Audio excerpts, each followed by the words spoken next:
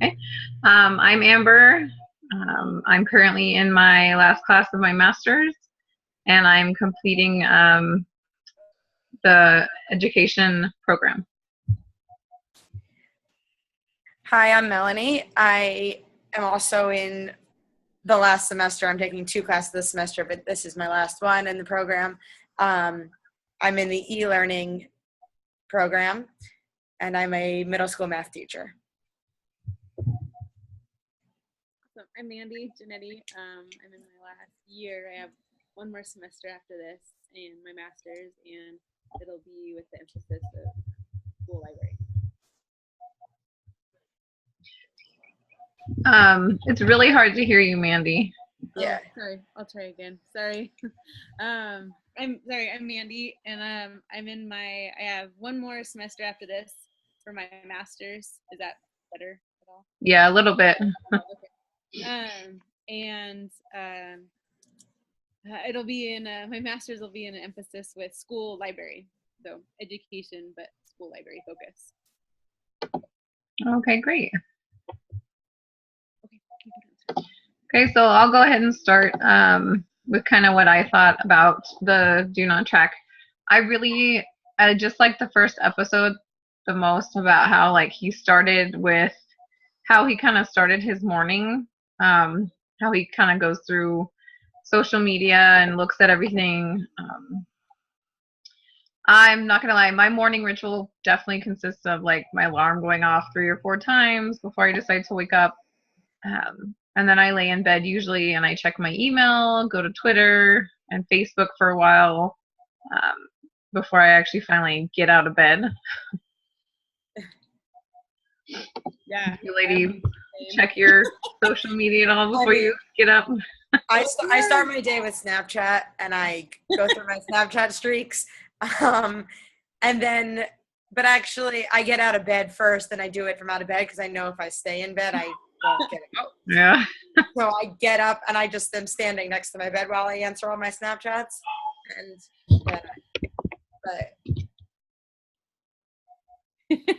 And mine's the same. So I have the alarm going off, and then I'll kind of lay there a little bit. And lately, I know if I go to Facebook or something, then I'll stay on there too long. So I've been kind of jumping on. I have the news on my Apple phone, the news app, and I have a bunch of things. So I kind of scroll it and see, what happened this morning and what's getting ready to start the day, and that I can usually pull myself a little bit easier. Yeah. But yes.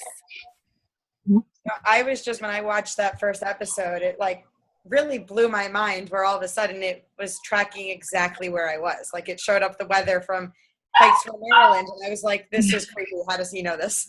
Yes. I thought it was fake at first. Then I was like, wait, that just said Eagle, Idaho. That's where I live. Yeah. Yeah. Right. I was really creeped out, actually. Yes. So it actually showed the different areas? I wasn't sure if it was just like just guessing, because it did show Denver for me too. Right. Well, no, I mean, it was interesting because mine was Eagle, Idaho. So I live in the general area of Boise, and normally when something randomly pops up, it's Boise, but it had my specific small little piece of Boise that I live in. I didn't actually catch it at first. He was like talking. Yes. And I saw it out of the corner of my eye, and I was like, and I let it go, and I had to go back and say, wait a minute, did that say Pikesville, Maryland? Yeah. I was really blown away, actually. Yeah, it creeped me out when you did it ask you where you were watching the videos, and I entered home and it was like, now we know where you live. I was like, oh gosh.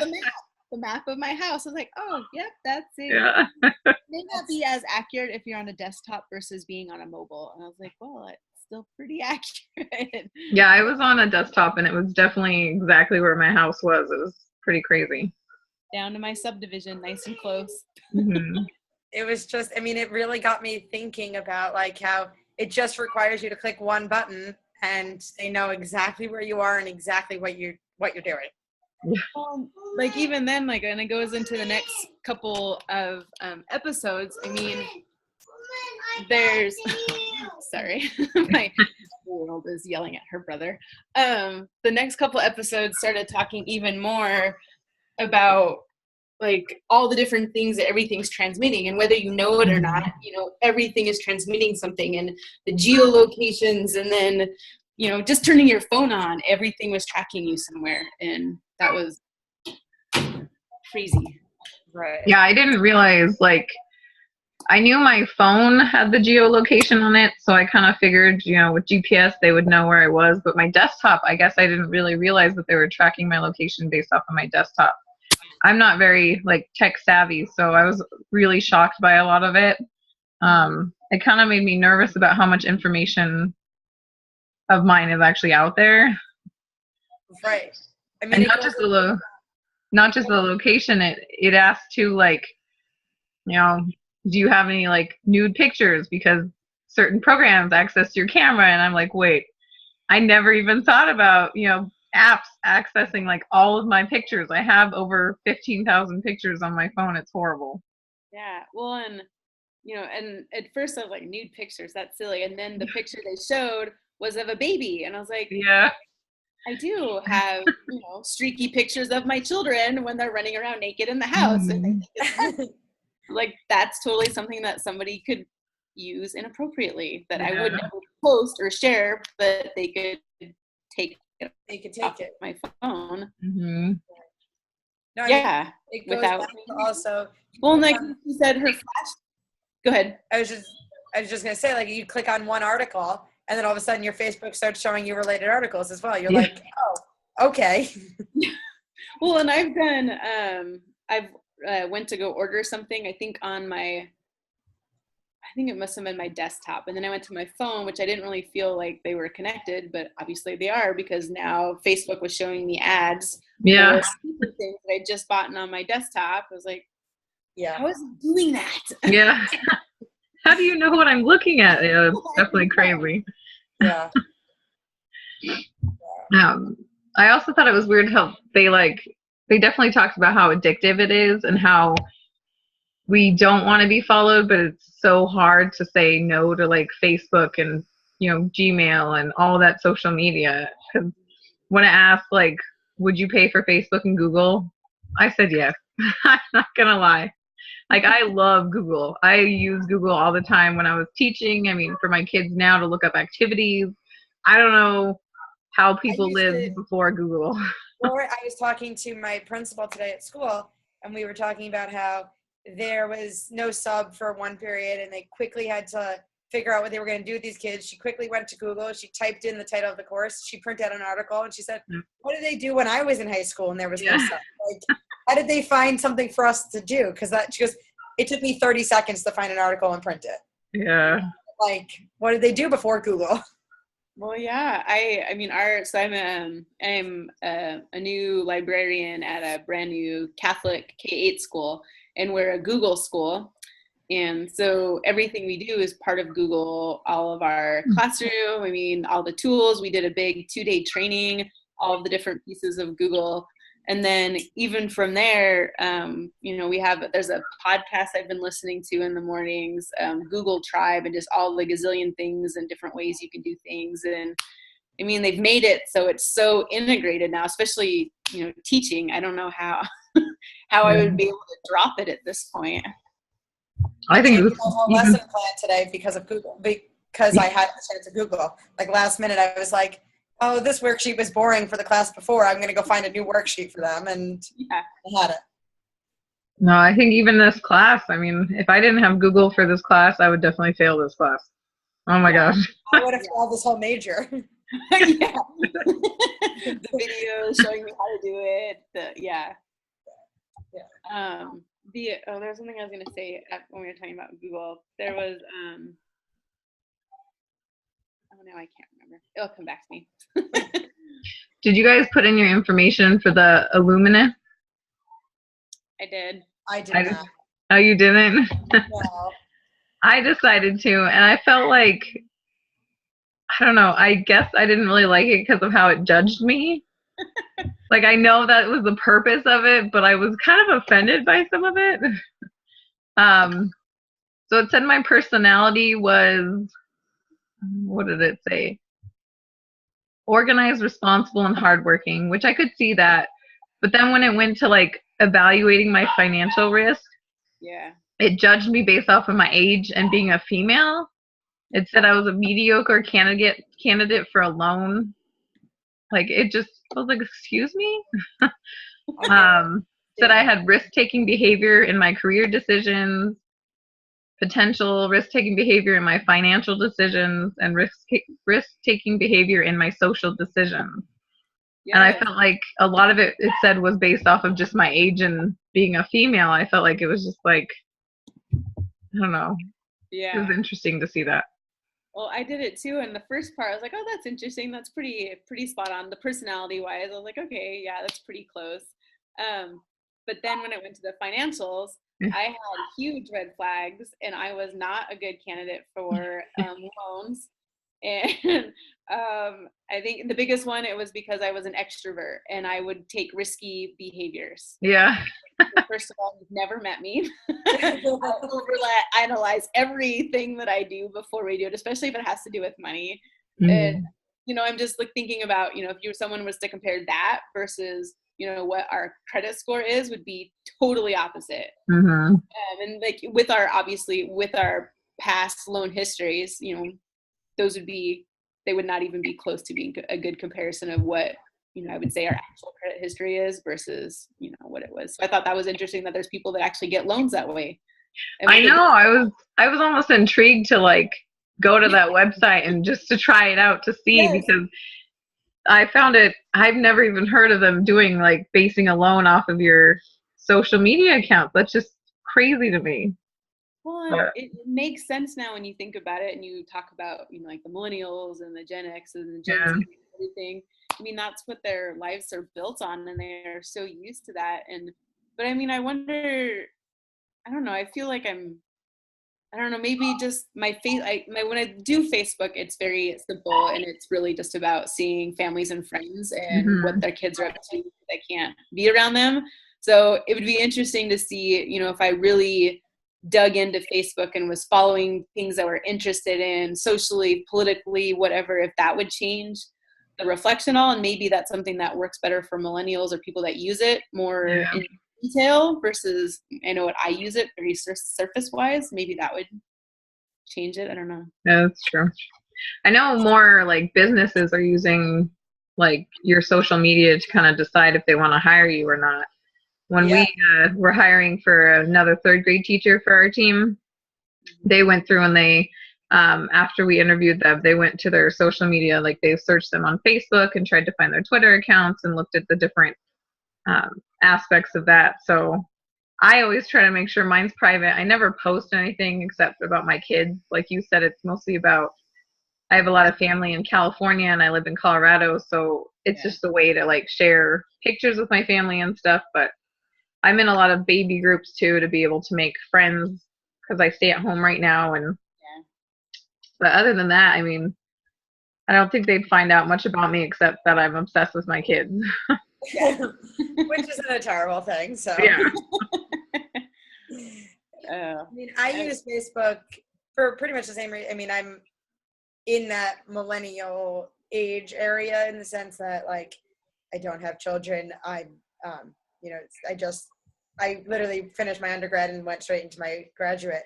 So I do use it in terms of a kid sense, but I don't follow things, and I don't like I follow my people. That's how I keep in touch with my kids, my friends from high school, because I moved out of New York and I'm now in Maryland. I keep in touch with kids I went to college with, and people I worked at camp with who are now in different countries. So it's like more of a in touch socialization than it is like finding out things, I guess. So. What else? I also found that I don't remember what episode it was, but it talks about how a company actually added into their terms and agreements that they had to give up their firstborn to connect to the internet, and a bunch of people agreed. I thought that was hilarious. I was like, that would be me, because I never read like 1 second of the terms and agreements. I'm like, okay, yep. Sounds good. Agree. Yeah. There was, it reminded me, before this year, I was also staying home with our kids. and so I would watch the Today Show in the mornings. And the Rawson reports, they did a test, and they had a guy. He went to several different coffee shops, and I think it was in New York, and just to see who he could get on their computer. And he built, I mean, within 2 minutes, a fake acceptance page. So he went on to a cafe, he submitted it, and then people went to go click submit, and they timed how long it took them when the thing popped up before they clicked OK, and what, which would give you an idea of how much you read. And then on the little blip, it said, something like, you agree to give us, your next paycheck for 10 years or whatever it may be, something totally ridiculous. But the average time of that people clicked on it was under a second. Yeah. And so, I mean, no one was reading it, which makes sense. I know I've done it before, like click, just hurry, let's just move on. Right, like let's just install the program, or let's just buy it, like it's fine. Yeah, and well, that was the same thing. I mean, this guy, he was doing that, and there wasn't, some people's computers didn't have protection on it, and maybe mine doesn't either, but they were using a public network, and he was like, yeah, here you go, this person's buying something, and they blacked it out on the screen, but he's like, here's their credit card, here's their accounting information, here's their first, last name, I could take this and go open an account or go get a loan with 2 seconds worth of information. Yeah. It's amazing. It's kind of scary, actually. Yeah. It is. I have everything like saved on my phone too. All my passwords are saved on my phone, even my credit cards. I'm like, maybe I should take everything off, but I'm horrible at remembering everything. For UC Denver, I've probably changed my password at least 10 or 11 times, and you can't reuse old ones. Oh my gosh. So it drives me insane. I sit there and I'm like, crap, I've used that one. What can I come up with? And then I come up with a new one and I totally forget it. So now everything's just saved for me so I don't forget. I don't know. Well, I mean, I just switched schools from New York to Maryland, and so I'm still in touch with all my students from my old school who are now in need of college letters of recommendation.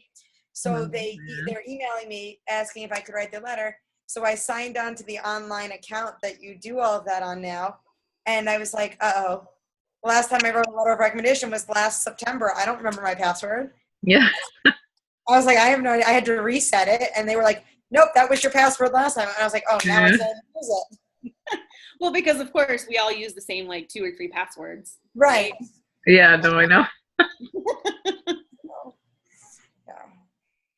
Well, I think overall, I mean, so just on a build piece, that was amazing. And to think about how they could put all those pieces together, and I don't even understand the coding that would have to take place for them to automatically pull up our weather and our location without really, I didn't know I clicked on anything, but clearly I did. But I mean, just that whole piece. And I love the videos. I mean, I would have to say I get more sometimes out of videos, especially first versus starting with writing, than I do, if I'm just having to read a big article. So I liked how that was incorporated. And then there's the comments on the side that you could dig into it further. Yeah, that was really nice. Yeah. So I think that's good. I love all the different pieces. So I am still struggling, I guess, to try to understand really what transmedia is. So would this be considered something that's transmedia, or is it just media that pushes us to go do more investigating, use their blog and find out more details about stuff? So I'm kind of struggling with it too. I think transmedia would be more like it's different types of media they're using. Okay. So rather than just that one video, it would have been other resources you could have used as well to kind of learn about it. Right. I would guess, I think I would say that it is because of the multiple ways they showed. Yeah, because they did comments. The video, they tracked us, and then we also had to make choices as well. So I guess, yeah, it could be considered transmedia. Yeah. It definitely was storytelling it followed along, and it kept you totally engaged. You were I at first was oh, I'll watch a few of the videos just to get kind of a sense of what I wanted, and then I was okay, no, I'm ready to go to the next one. I want to go to the next one. And I liked how the people were so different too. They were from all over the world. It wasn't just one guy telling the story the whole time. Right. That was really nice.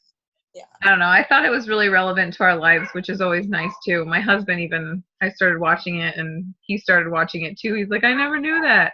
Yeah. So I'm not going to lie though, it's probably not going to change Oh, too much of how I use everything. no. It's already out there. I don't think I can change it now. I tried to download. I couldn't. I didn't catch. There was. Remember that was. I think it was the third episode. There was the app that she downloaded to see which apps were collecting data or whatever. Oh, okay, yeah. I thought it said Clue Full, and I've tried to search it a couple of times in the App Store, and I can't find it. So I'll have to go back and look because I did want to download it. And be like, okay, well, at least make myself feel better. I think she was in like the UK or something though, so I wonder if they have the same apps as us or not. Maybe. I don't know. I don't know. I don't know. I just know that it won't change. I mean, it took me long enough to learn how to do all of this technology stuff. Yeah. I'm not going to start learning something else. True. I know I True. have gone through and maybe I don't understand. Maybe it's just the surface that I've done, but I've gone through and most of my apps, I make them ask me. They can't. I've got it unchecked where they can't Mhm. use my location unless I'm using it, or they ask me. Yeah. So I don't know if that's just a surface thing, and if they're still really doing whatever they want, or if they are actually doing and not tracking me. So Yeah, I know. I actually found out recently that with Apple or iPhone, if you like double click when you're on your home page, it actually shows the apps, like all the apps that you can scroll through. Like, I don't know if you can, you can't see, but there's like screens that you can see that you can scroll through. And if they're up, they're still actually active. So you have to actually like swipe them off Right. to close the apps. And I never knew that. So my battery kept dying and I was like, why is my battery dying so quick? And my husband was like, well, you have to actually close them. Just because you exit out of it, it's not closed. Right. So that was a shocker to me too, because then I'm sitting there and it's still saying it's in use, so it's still getting my location even though I'm not using it. that's funny. My husband and I had the exact same conversation. He's like, why does my phone keep dying? I'm like, well, let me see your phone. Like, well, you have like 79 apps open on. All the time. Yeah. I have to do it for my father about once a month. Like, all your apps are open. Yeah. Yeah. He's like, I thought I closed them. I'm like, no. Yeah. The 6 my mom used too. I'm like, here, give me your phone. Just Yeah. those for you. Good. Well, you guys have anything else? No, I definitely like this series and I think it was eye-opening and a little bit scary, but I don't think there's too much worthwhile. that we can do unless they like change things in society. Yeah. So other than that. No, I'm all good too. All right. All right, I'll go ahead and stop recording.